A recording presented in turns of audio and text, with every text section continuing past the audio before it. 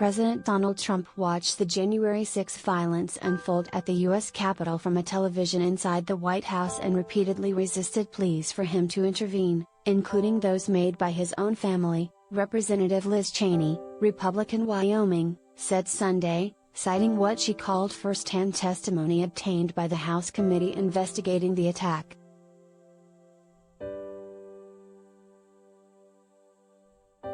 "We know, as he was sitting there in the dining room next to the Oval Office, members of his staff were pleading with him to go on television to tell people to stop," Cheney, who is vice chair of the committee, said in an interview with ABC's George Stephanopoulos.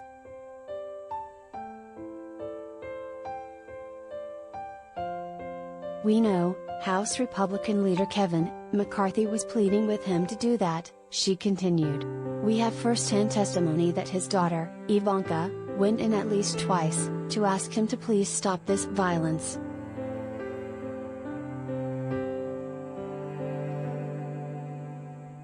Cheney, who is one of 2 Republicans on the 9-member House committee, said she's sharing this information because she believes it is important for the American people to understand how dangerous Donald Trump was.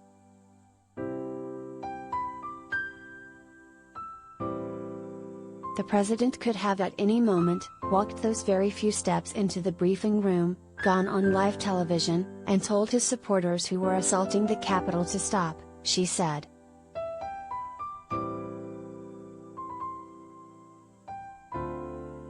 "We entrust the survival of our republic into the hands of the chief executive, and when a president refuses to tell the mob to stop, when he refuses to defend any of the coordinate branches of government, he cannot be trusted," she continued, calling him clearly unfit for future office.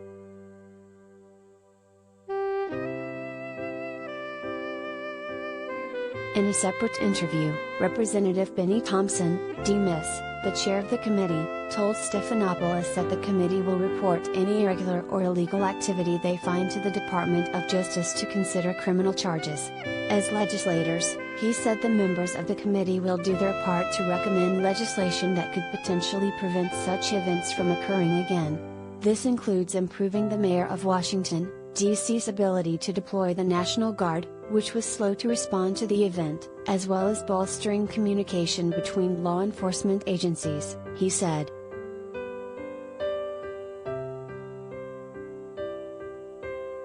"We're not looking for it, but if we find it, we'll absolutely make the referral," he said of any criminal activity uncovered.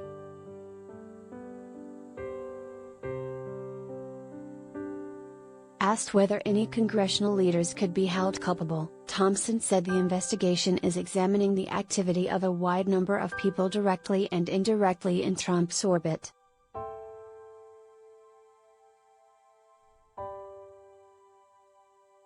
What people saw on January 6 with their own eyes was not just something created at one moment. It was clearly, what we believe, based on the information we have been able to gather, a coordinated activity on the part of a lot of people, he said.